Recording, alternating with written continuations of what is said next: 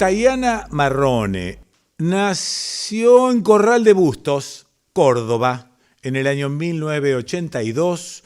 Fue convocada a formar parte de las tropas que desembarcaron en las Islas Malvinas. 82. El 2 de abril de 1982 tenía 18 años. 18 años. Estuvo 76 días en combate. Después de la guerra se enamoró, se casó, tuvo 2 hijos mellizos y vive en Chañar. ¿Ladeao o Ladeado? Ladeado. Buenas tardes, Quique. Hola. Saludos a ti, a todo tu equipo y toda tu audiencia. Bienvenida. ¿La gente de ahí dice Chañar Ladeado o dice Chañar Ladeao? Y vamos. No, Chañar Ladeado, pero muchos dicen Chañar. Ah, claro, para ahorrarse la confusión. Sí.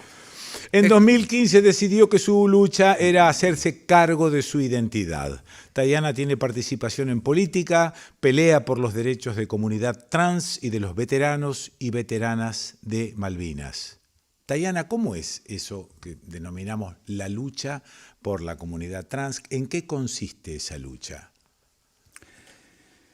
Es una lucha por los derechos, para que la gente pueda integrarse a esta nueva sociedad que tenemos, que está cada vez más al descubierto. Sí. Siempre existió la comunidad LGTBI. Uh-huh. Y bueno, yo aporto mi granito de arena dando charlas sobre diversidad de género, sobre ESI, sobre políticas de diversidad de género, aconsejando, porque hay que pensar que mucha gente, muchas chicas trans, no tienen los medios para llegar a un trabajo, para defenderse sobre todo, para integrarse en esta sociedad heteronormada que tenemos.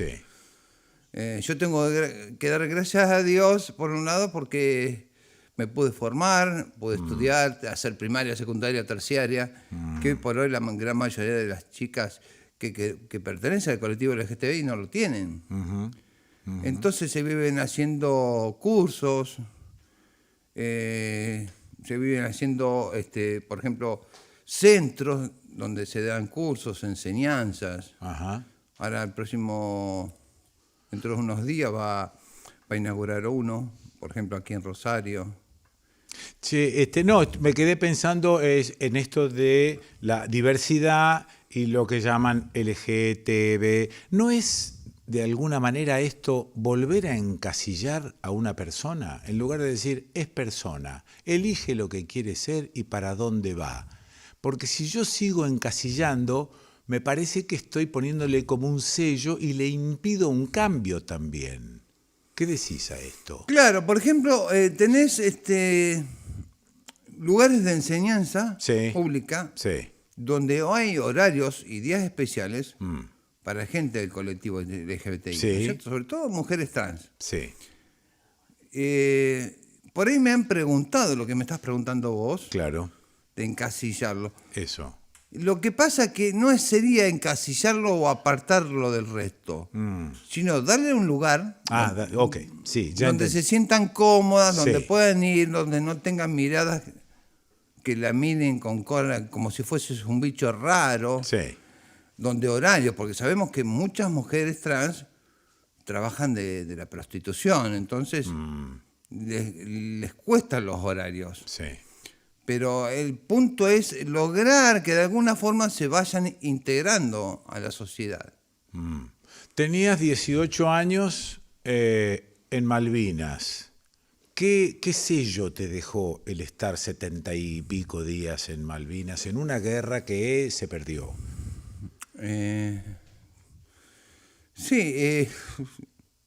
Yo no considero que se haya perdido porque yo, como muchos de los veteranos, seguimos en la lucha, luchamos de otra forma, luchamos malvinizando, dando charlas, donde se aprovecha que los partícipes de esa guerra aún estamos vivos. Claro. No es como leer la guerra del cruce de los Andes de o la guerra del 38 al 45. No es lo mismo. Donde fue escrita por un biógrafo y que no sabes si realmente fue así. Ahí estuvieron. Y están vivos y cuentan. Exacto. Sí.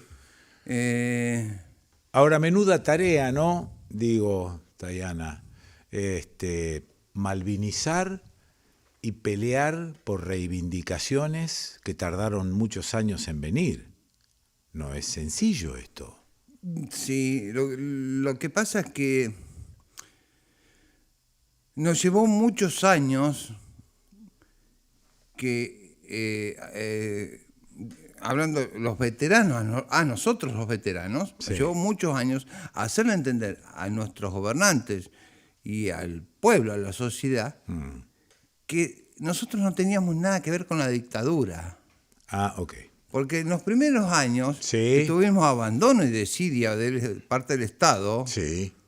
Y Alfonsín, que yo lo considero un genocida de veteranos, porque nos abandonó,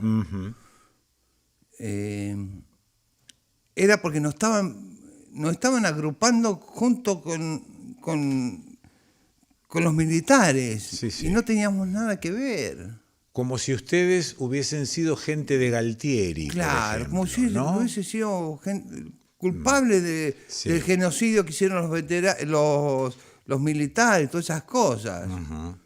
¿Me entendés? Sí. Al principio éramos los chicos de la guerra. Claro. Cuando empezamos a hacer lío por un reconocimiento, una ayuda del Estado, porque hay que considerar que si bien todos vinimos con problemas psicológicos, muchos vinieron con problemas físicos también. Donde no te daban trabajo, te ibas a anotar y se enteraban que eras veterano, que había estado en la guerra, y después vemos y nunca más. Después vemos. Donde los veteranos lisiados tenían que salir a vender en los subtes, en los trenes, por todos lados para poder subsistir. Por eso hubo tantos suicidios como caídos en combate. De los 639 caídos en combate, hubo como 700 suicidios. Entonces fue una lucha de casi 10 años para que nos reconocieran y nos dieran algo, o por lo menos tener una atención psicológica. Por un lado hablas de militares, por el otro lado hablas de gobiernos. ¿Y qué de la gente? La masa del pueblo, esa masa que fue a aplaudir a Galtieri.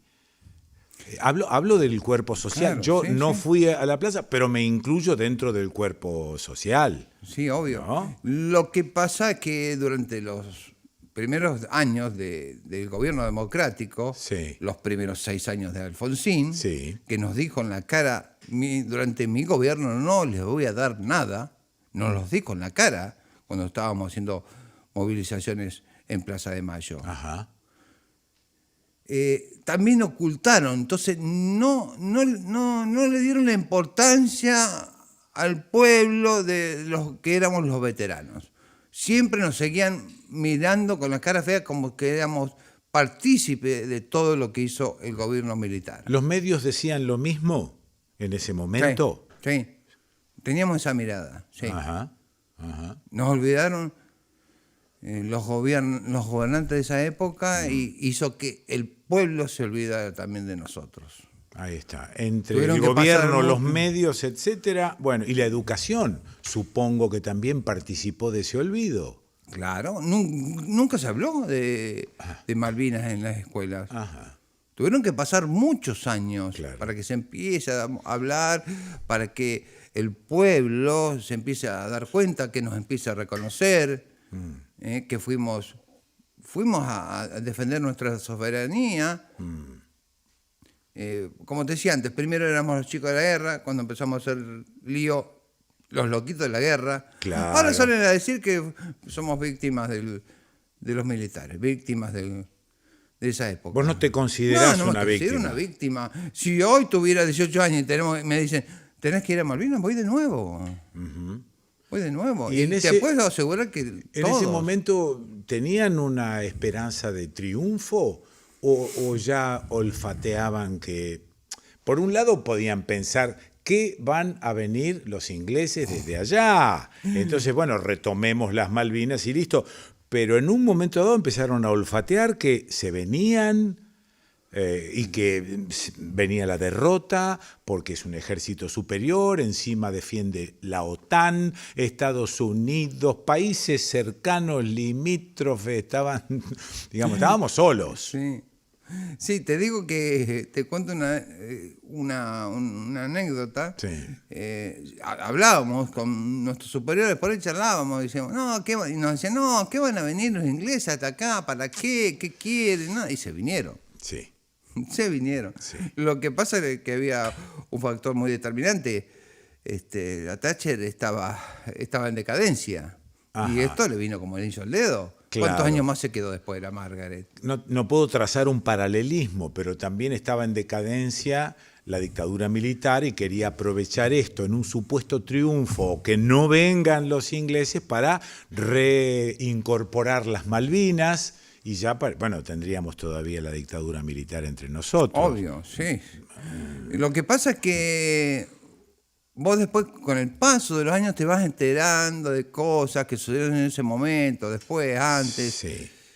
Y decís, los militares, la recuperación de las islas ya lo venían masticando del año 81. No es que se despertó Galtieri ese día y dijo, vamos a joder la vida a alguien y nos vamos a Malvinas.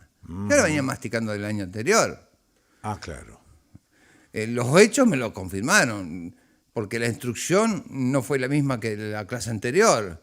Íbamos constantemente al polígono de tiro, las instrucciones eran bravas, todo eso. O sea, nos querían formar como grandes guerreros.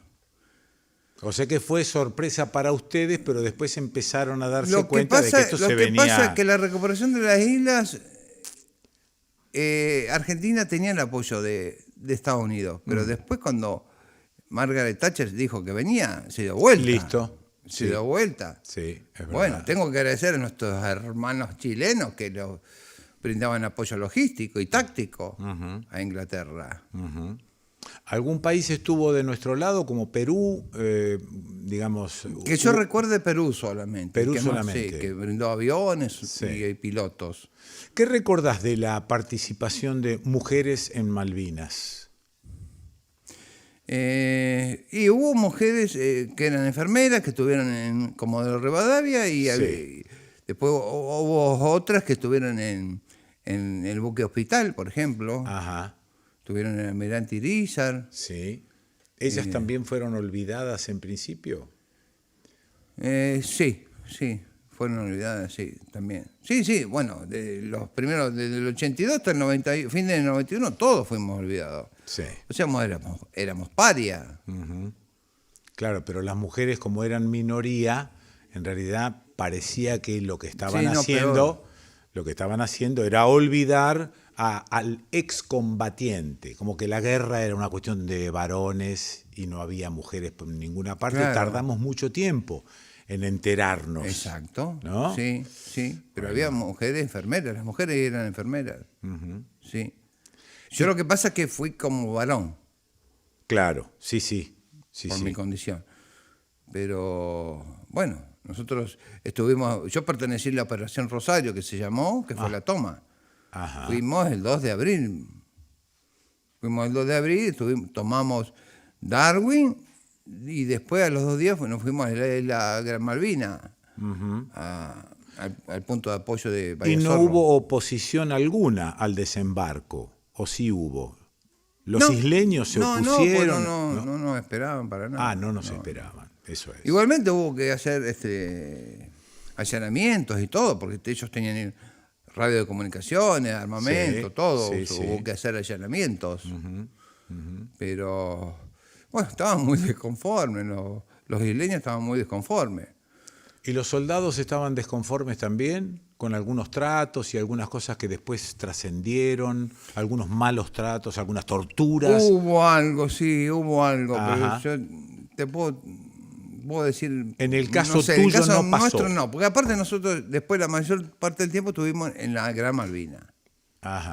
En la Bahía Zorro, que se llama. Sí. ¿Y cuál era la diferencia? Y por ejemplo, donde nosotros estábamos, no sé si por suerte o por no suerte, tuvimos siempre combates aéreos, o sea, bombardeo aéreo, bombardeo naval constantemente. No sé si era mejor eso o el otro que enfrentamiento cuerpo a cuerpo, porque te podés defender. ¿Qué le íbamos a tirar un avión con una ametralladora? ¿Qué iba a hacer? Claro. Con un FAL, no podía hacer nada. ¿Y tenían los pertrechos necesarios? ¿Tenían la alimentación necesaria? ¿Todo eso estaba cubierto por el ejército?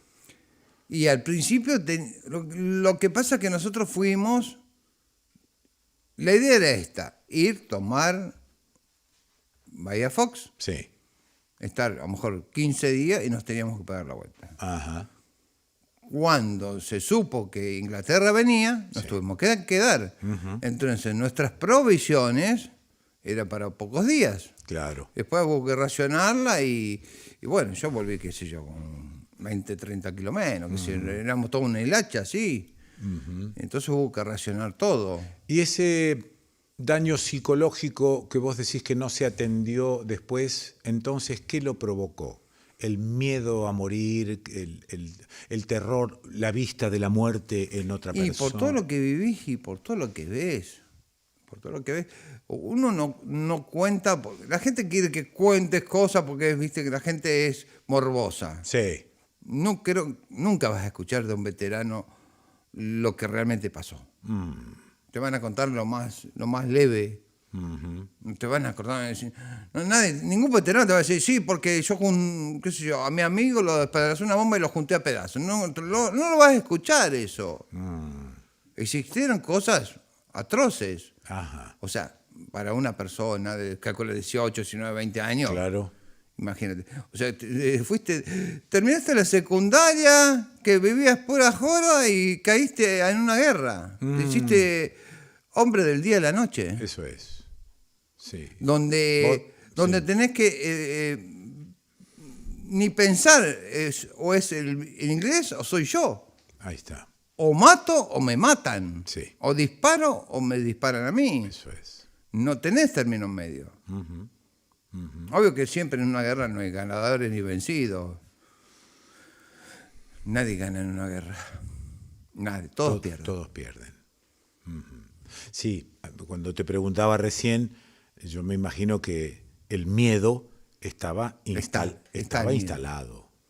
El miedo está. Inevitable. El miedo está en todo momento. Cuando suenan las sirenas, que vos veas los 2 segundos que vienen, porque como me tocó a mí ver los Harrier bombardeando, que hablan de Ucrania que tiran las bombas beluga o bombas racimo. A nosotros nos tiraron bombas racimo. Nos han tirado. Nos salvamos cuando nos tiraron porque su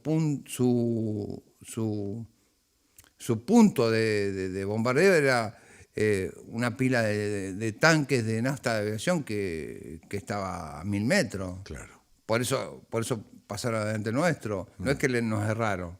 Ellos le tiraron los tanques. ¿Qué sintieron en la capitulación? Después... En el momento de la rendición. Sí.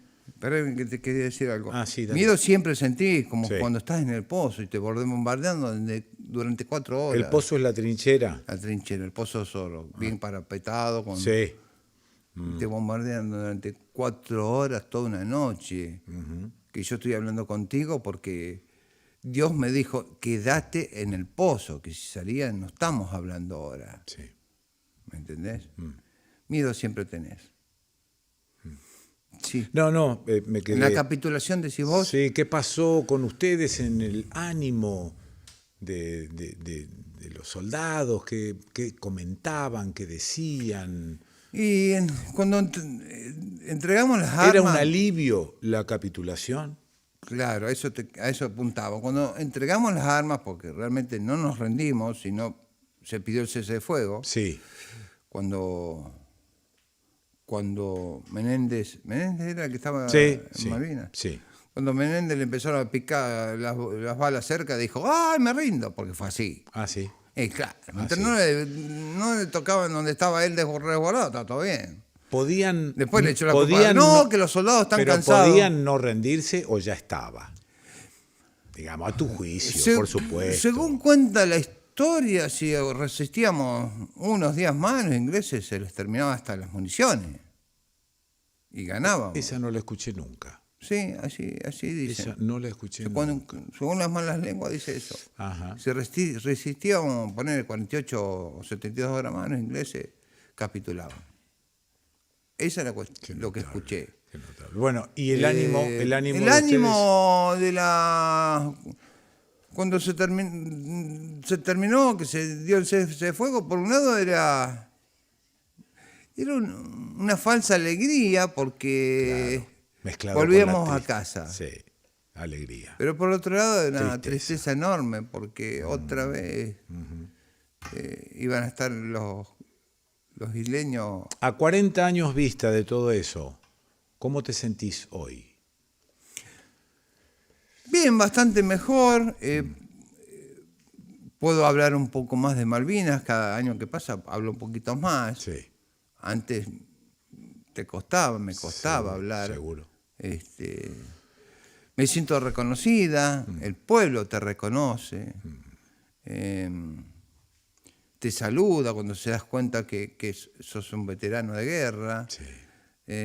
Por ejemplo, yo tengo unos cosas de Malvinas en mi auto y la vez pasada pasé por un control y se dieron cuenta que era veterana y el control policial me saludaron y estuve muy bien, me felicitaron.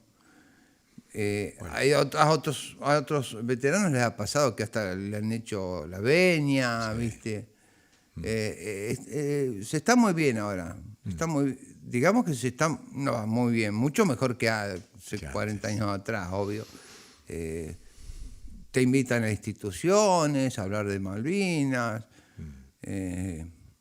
Y el pueblo te reconoce.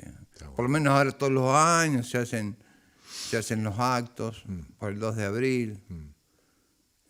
Se puede decir que estamos bien. Gracias, Tayana. Gracias a vos. Muy amable.